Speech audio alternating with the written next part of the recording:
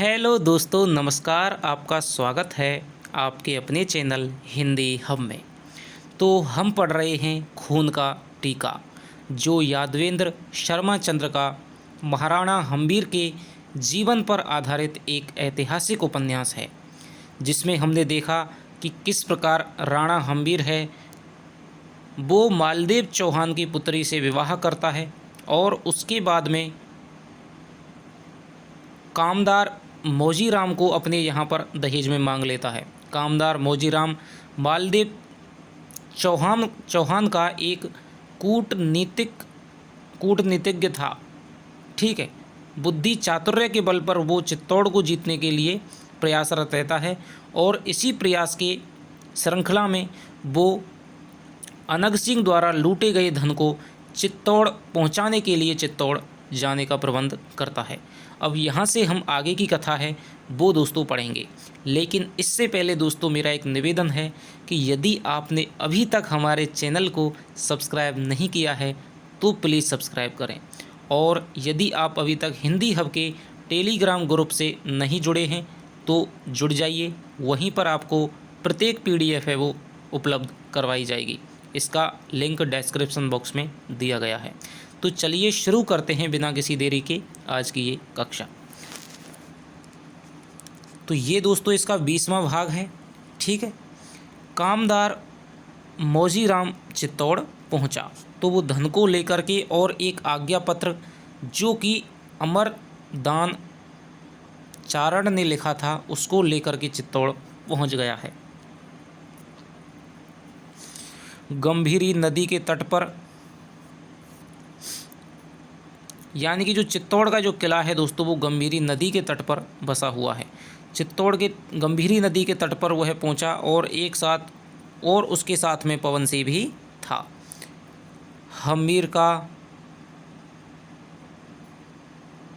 तो ये दोस्तों छोड़िए, वह अवहेलना वह नहीं कर सकता था। इसके अतिरिक्त कई सैनिक और थे, यानी कि वो पवन सिंह को साथ लेकर के और कुछ सैनिकों को साथ लेकर के धन को पहुंचाने के लिए चित्तौड़ जाता है। ये दोस्तों मौजीराम की एक चाल है।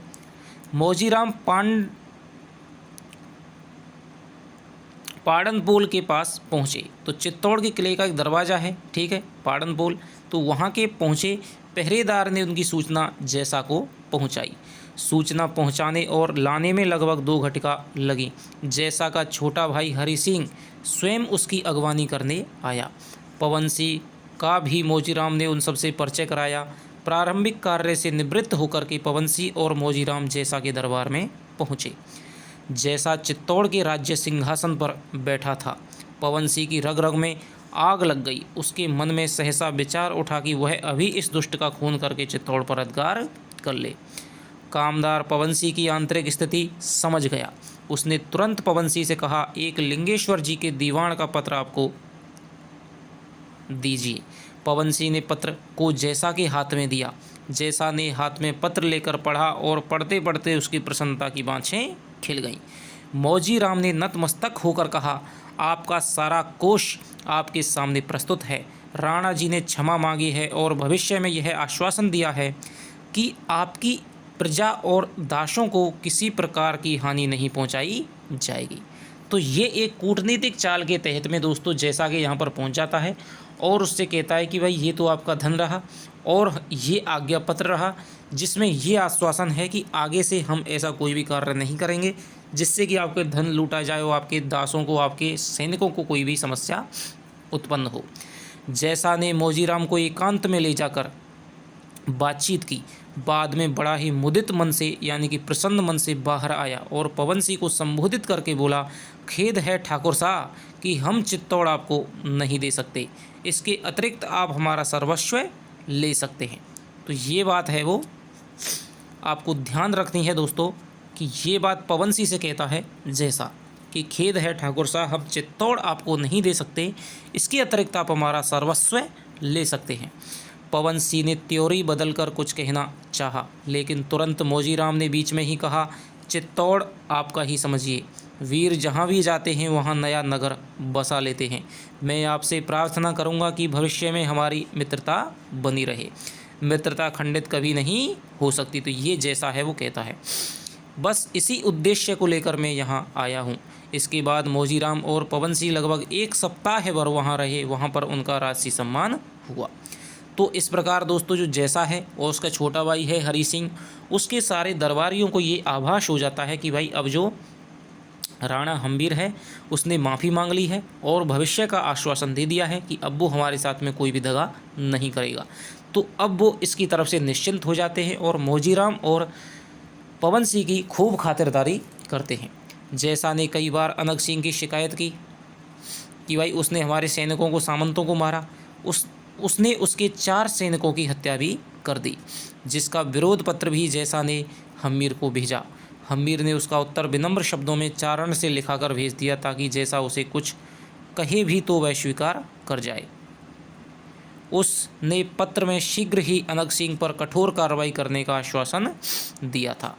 तो भाई अनग सिंह ने इसके कई सैनिक मार दिए थे, सैनिकों का धन लूट लिया था। 30 सैनिक इसने मार दिए थे। इसने अनग सिंह की शिकायत कर दी जैसा ने कि आपका एक अनग सिंह है, वो हमेशा सैनिकों को मारता रहता है।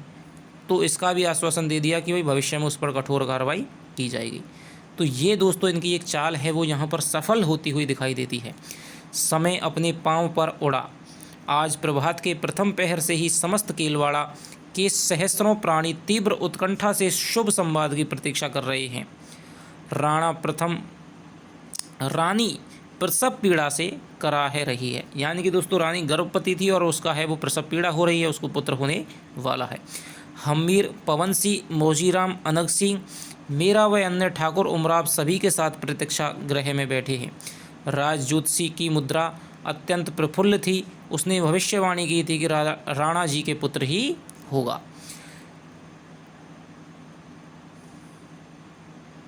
तो ये दोस्तों बिल्कुल भी यहाँ पर दिख नहीं रहा है, तो कोई दिक्कत नहीं है। चलिए आगे पढ़ते हैं। हम्मीर अपने निजी कक्ष में चहलकदमी कर रहा था। वह धोती पहने हुए था। उसका सभी अंग एक ढीले अंगरखे से समावृत यानी कि ढका हुआ था। उसके चेहरे पर बेचैनी थी, परंतु आंखों में औत्सुक्य यानी कि उत्सुकता झलक रही थी। कभी कभी उसके मुख पर उल्लास की वीची धावित हो जाती।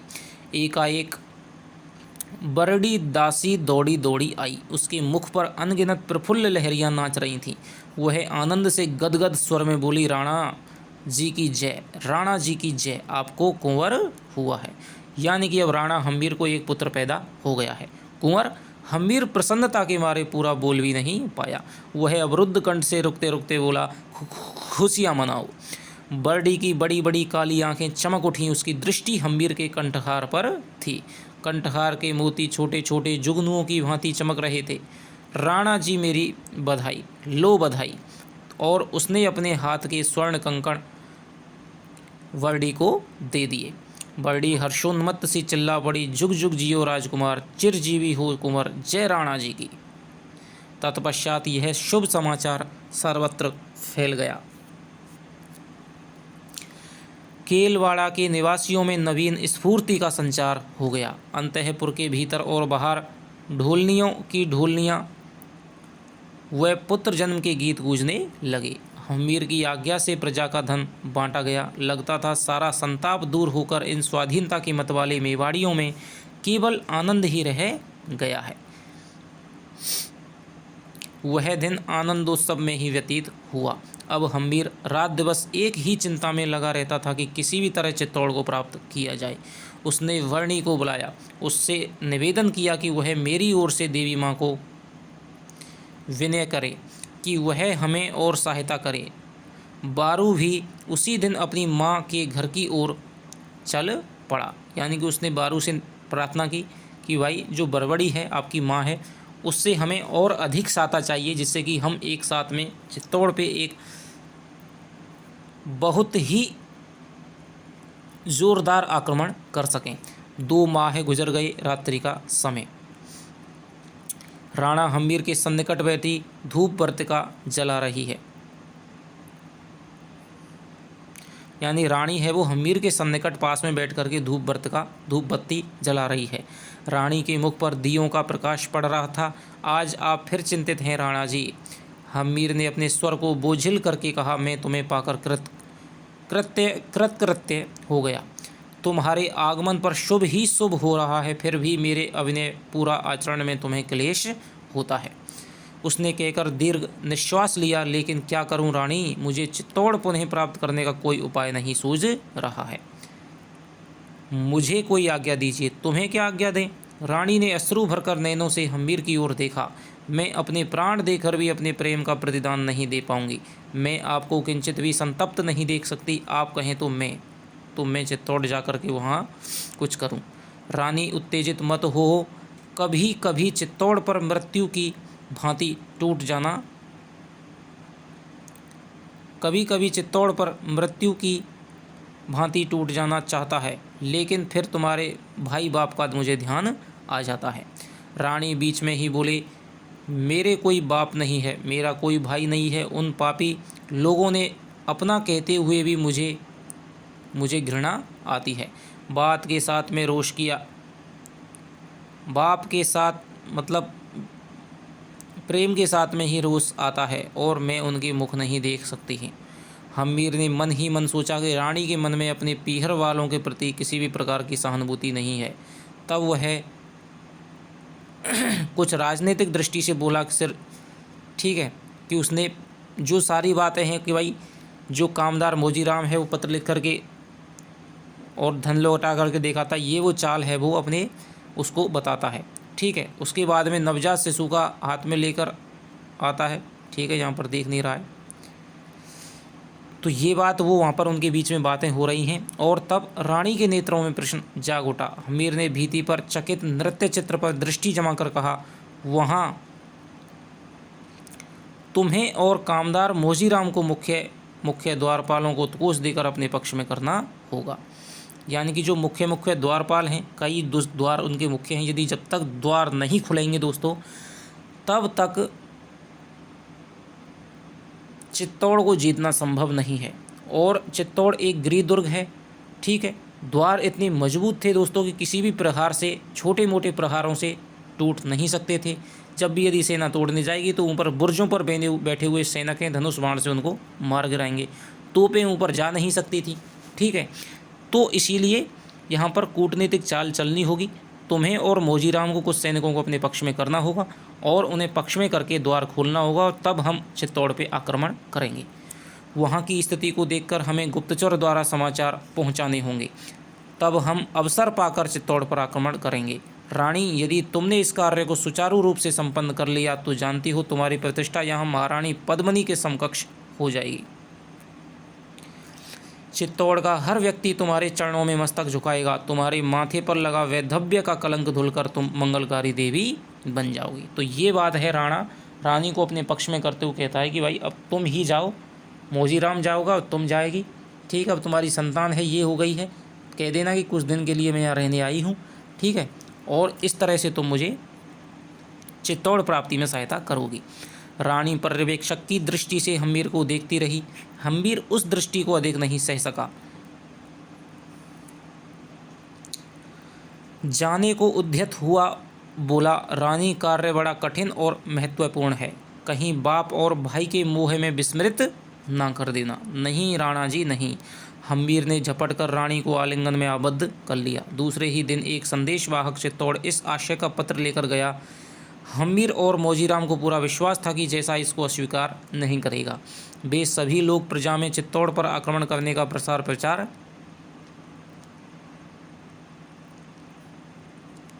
करने लगे।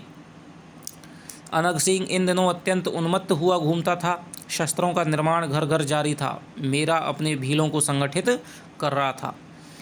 जो गमेती उसका सहयोग नहीं करते थे उन पर देशद्रोह का अपराध लगा दिया जाता था। तब तो भीलों का जो मुखिया होता है दोस्तों, उसे शायद गमेती कहा जाता है। ठीक है, आप कला संस्कृति में पढ़ते होंगे तो गमेती उसको ही कहा जाता है, भीलों का जो सरदार या मुखिया होता है। देशद्रोह का अपराध लगा दिया जाता था और तब उसकी शक्ति से दमन किया जाता था। चारों ओर मेवाड़ी वीरों में उत्साह नजर आ रहा था। बरबड़ी ने 500 घोड़ों की हम्मीर को और सहायता दी। तो टोटल अब से पूछा जाए कि बरबड़ी ने हम्मीर को कितने घोड़ों की सहायता दी थी, तो 1000। 500 पहले दे दिए। ठीक है, जब वो मालदेव चौहान की पुत्री को ब्याहने गया था जालौर, और 500 उसने फिर अब दे दिए चित्तौड़ आक्रमण के समय।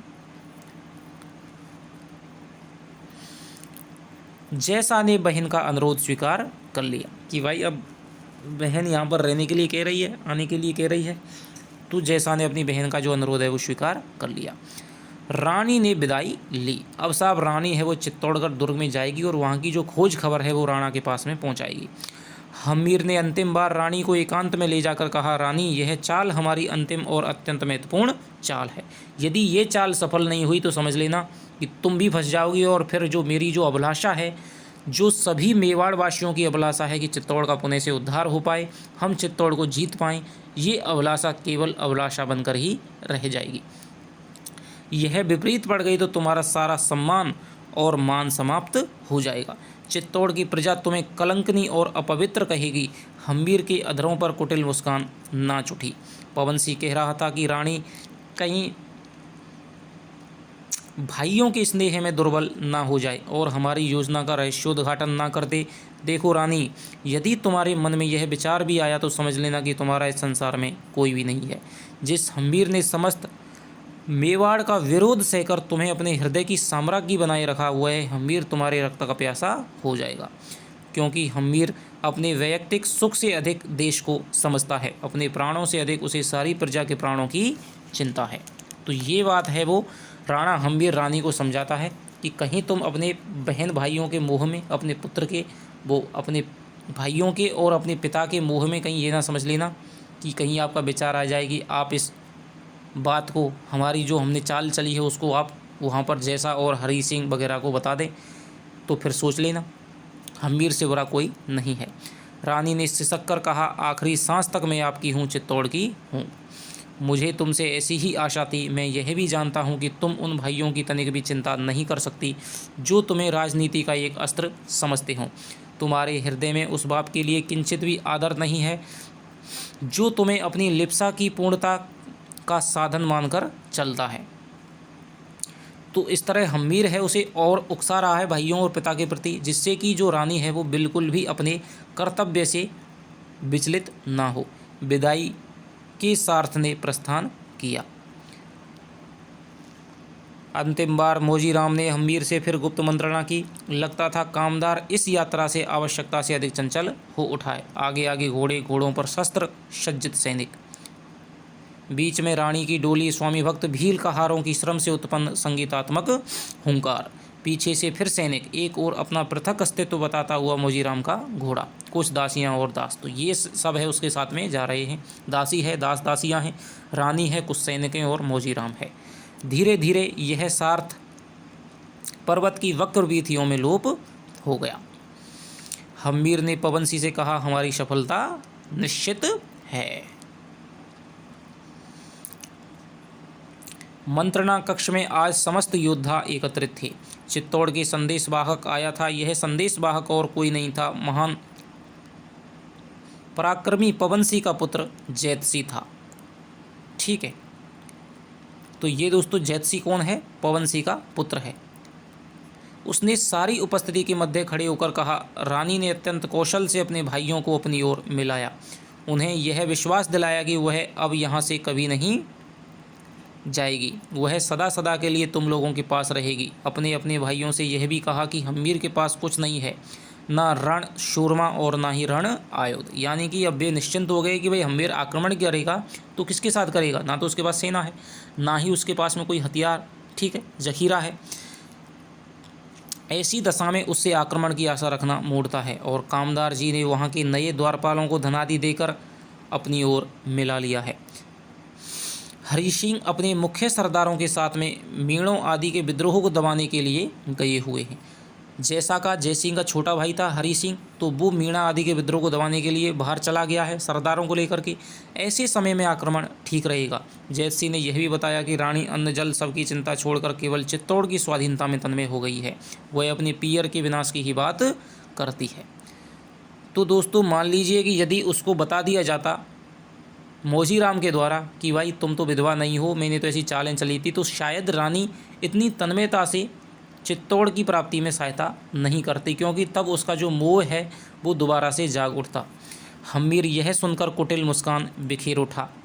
जैसा उसका प्रयोग रानी पर ही ठीक बैठा है।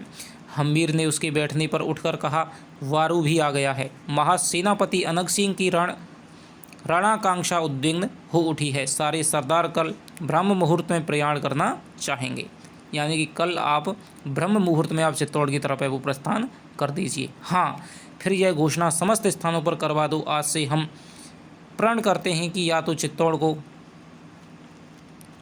मुक्त कराकर दम लेंगे या उसके पवित्र आंगन में सदा सदा के लिए सो जाएंगे।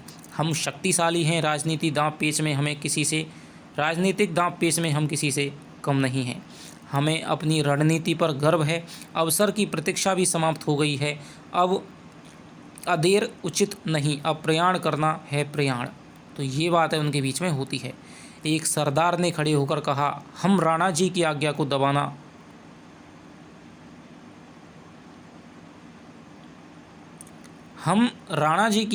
बिल्कुल मानकर चलेंगे, अब देर ठीक नहीं है।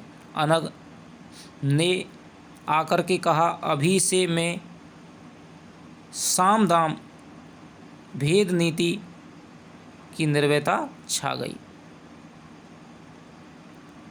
उसने अपनी खड़ग की धार पर अपना अंगूठा लगाया। एक पतली रक्तधारा बह उठी। सभी ने अपने अपने मस्तक पर हम्मीर के खून का टीका लगाया और प्रयाण की तैयारियां करने लगे। तो दोस्तों यहाँ पर हम्मीर के खून का टीका है वो लगा लिया सभी ने, तो इसीलिए इस उपन्यास का नाम है ये खून का टीका। और इससे पहले भी हम्मीर के खून का टीका लगाया जाता है जब वो मुंजा वालेचा को मारने के लिए जाता है। वह केलवाड़ा की अंतिम रात्रि थी। मंत्रणा कक्ष में तीव्र दीपक प्रज्वलित थे। हम्मीर, मेरा, अनग सिंह गंभीरतापूर्वक मंत्रणा कर रहे थे। सैन्य संचालन कैसे किया जाए। 2 तरह की सेना थी हम्मीर के पास, घोड़े और पैदल। इस मंत्रणा में यह निश्चय हुआ कि कुछ गुप्तचर बराबर चित्तौड़ और हमारी प्रयाण सेना का संबंध बनाए रखेंगे। हम दिन में प्रयाण नहीं करेंगे। दिन में प्रयाण करने से शत्रु को सावधान कर सकता है। पहली टुकड़ी अनग सिंह के निर्देश में रहेगी, दूसरी मेरा के और तीसरी जैतसी के।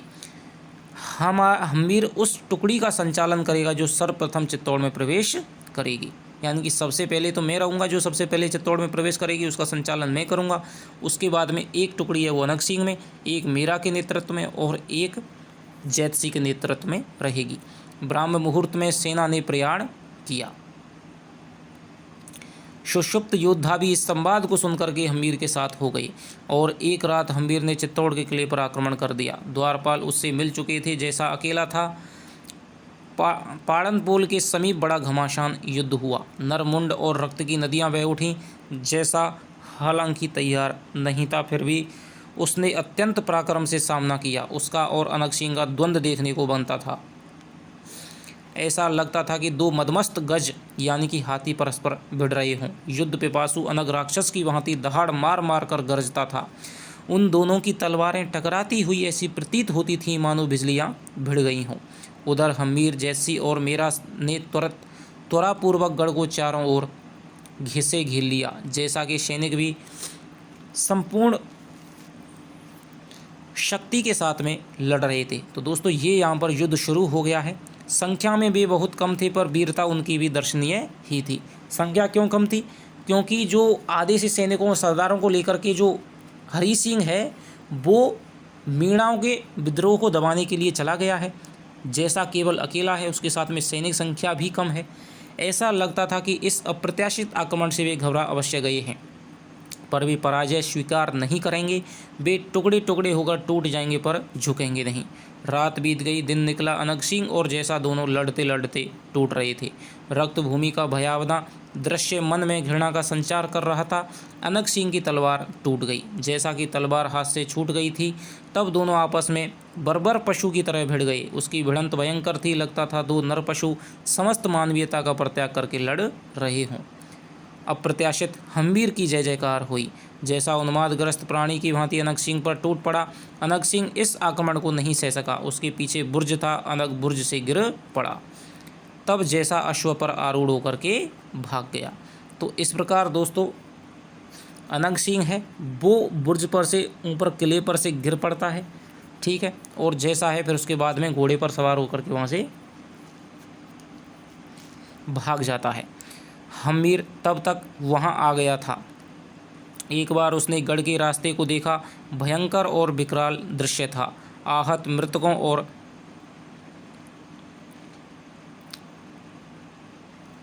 से वह रास्ता पट गया था। हम्मीर ने चित्तौड़ पर महावीर हनुमान जी का चिन्ह अंकित करके झंडा फहरा दिया और राज तिलक का उत्सव हुआ। इस अवसर पर हम्मीर ने अपने सच्चे साथियों को राज सम्मान प्रदान किया। विशेषतः मेरा, पवन सिंह और वारू तथा एक घुड़सवार बरबड़ी को लेने के लिए भेज दिया। तो दोस्तों मेरा को, पवन सिंह को और वारू को, ठीक है। जो अनग सिंह है वो तो मर चुका है, गिर करके उसकी मृत्यु हो गई है। और अनग सिंह भी दोस्तों लेखक के अनुसार है वो केवल कल्पना का पात्र है जिसे लेखक ने स्वयं गढ़ा है। इसके अलावा जो शेरा, मेरा हैं ये भी आपके काल्पनिक पात्र हैं। बरबड़ी को लेने के लिए भेज दिया। सिंहासन पर आरूढ़ होने के बाद में कामदार मौजीराम ने उठकर कुछ कहने की आज्ञा मांगी। हम्मीर ने उसे आज्ञा दी। कामदार मौजीराम हम्मीर को प्रणाम करके बोला, चित्तौड़ विजय हमारी सबसे बड़ी विजय है। महाराणा अजय सिंह जी के अंतिम स्वप्न की पूर्ति भी है। मैं इस विजय का सारा धन्यवाद महारानी सा को देता हूँ, उस महारानी सा को जिसने सच्ची छत्रानी की भांति सिसोदिया कुल लक्ष्मी का नाम सार्थक किया है। कौन इसे महारानी पद्मिनी से कम शीलवान, पराक्रमी और तेजस्वी कहता है। तो अब दोस्तों चित्तौड़ विजय हो गया है। और जैसा कि पहले मैंने आपको बताया था कि जो मौजीराम है उसने विधवा की जो बात थी कि भाई वेदव्यास का विधवा जो उसने आक्षेप लगाया था, उस बात को उसने राजकुमारी को यानी कि रानी को नहीं बताया था। अब वो उसने सोचा कि चित्तौड़ पर जब विजय हो जाएगी तब मैं इस बात को बता दूंगा। तो अब वो उस बात को बताएगा सबके सामने। बीच में ही राजपुरोहित उठ खड़े हुए। उनकी शिखा चाणक्य की तरह गोपद जितनी थी। उनका उन्मत्त ललाट श्री से दीप्त था। वे उठकर क्षमा याचना करने लगे। कामदार जी कदाचित अति प्रशंसा करके कोई उच्च पद प्राप्त करना चाहते हैं। यानी कि उन्होंने थोड़ा सा व्यंग में कहा कि आप रानी की प्रशंसा करके कोई उच्च पद प्राप्त करना चाहते हैं, किंतु उन्हें इतना ध्यान अवश्य रहे कि वे उपमा देने से पूर्व उस वीरांगना, मर्यादा और धर्म की साक्षात प्रतिमूर्ति महारानी पद्मिनी के आदर्श कृत्यों का भी मूल्यांकन कर लें कि उन्होंने क्या क्या किया था। यानी कि उन्होंने तो मर्यादा की रक्षा के लिए जौहर में कूद गई थी। और एक ये रानी है जो विधवा होने के बावजूद भी इसने अपना विवाह कर लिया है। निष्कलुष देवी सा का नाम ही तारणहार है, इसलिए आप इस रानी की तुलना महारानी पद्मिनी से मत कीजिए। और सोनगर रानी विधवा है, यानी वो तो निष्कलंक थी, उनका नाम तारणहार है, और सोनगरा रानी है वो तो विधवा है, ये अंतर है।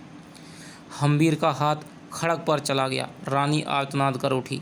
हम्मीर ने खड़े होकर कहा, राजपुरोहित रानी सा का अपमान कर रहे हैं। उन्हें मालूम रहना चाहिए कि रानी के प्रताप से ही हमें चित्तौड़ मिला है। कामदार ने बीच में कहा, महाराज शांत रहिए, इसका उत्तर मैं आपको दूंगा। रानी को इस उपस्थिति में सबसे अधिक मैं जानता हूँ। राजपुरोहित जी का आक्षेप मेरे सिर आँखों पर है, किंतु राजपुरोहित जी के पास में कोई ऐसा प्रमाण है जिसके द्वारा वे कह सकते हैं, सिद्ध कर सकते हैं कि रानी का बाल्यकाल में ही विवाह हुआ था। प्रमाण ही नहीं, साक्षी भी है। राजपुरोहित बोले, विवाह मंडप में आपने और स्वयं मालदेव चौहान ने अपने मुख से यह कहा था। कामदार ने तनिक मुस्कुराकर कहा, यह राजनीतिक चाल भी तो हो सकती है। क्या कहते हो मौजीराम? हम्मीर ने बीच में ही कहा। मौजीराम ने पुनः प्रणाम करके कहा, अपराध के लिए क्षमा मांगता हूँ, प्राणों की भिक्षा भी चाहता हूँ। अगर राणा जी मुझे क्षमा कर दें तो मैं आज सारे दरबार में सत्य और तथ्य को प्रस्तुत कर दूँ। मैं तुम्हें क्षमा करता हूँ। राणा जी के कान खड़े हो गए। वह सांस रोककर रानी जी के कान खड़े हो गए। वह सांस रोक करके बैठ गई। मौजीराम ने सारी उपस्थिति पर दृष्टिपात करके कहा, राजा मालदेव रानी जी को विवाह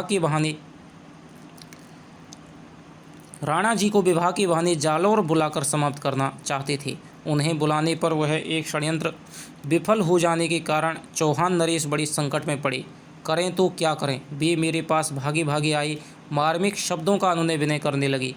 मैंने तुरंत सोचा और उन्हें यह कहा कि आप यह कह दें कि राजकुमारी विधवा है।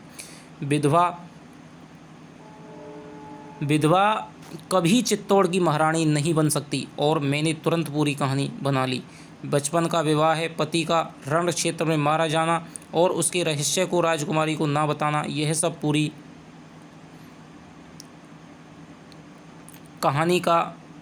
कहानी मेरे द्वारा ही रचित है। और इसके पश्चात परिस्थिति बिगड़ी कि हम राजकुमारी को पूरा विश्वास नहीं दे पाए।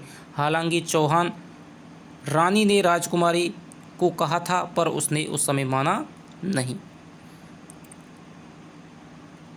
और रहस्य को उसने नहीं माना। क्या? पवन सिंह ने पूछा।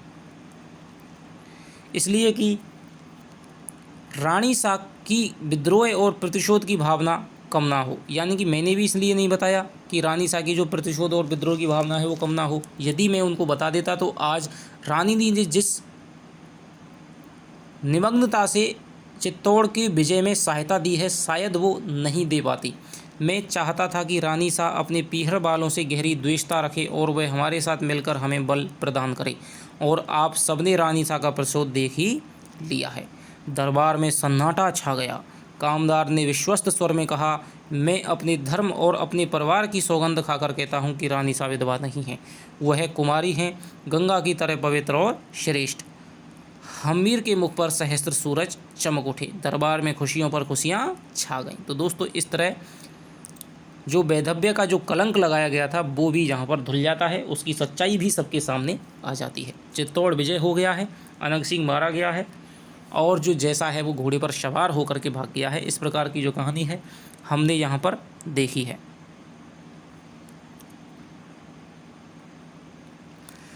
रानी दिन भर चित्तौड़ के गढ़ का अवलोकन करती रही। पद्मिनी के जौहर का स्थान, वह सुरंग जो भीतर भीतर जौहर के गोमुख कुंड तक गई थी। इसी कुंड में सभी जौहर व्रत नारियों ने स्नान किया था। ठीक है। यदि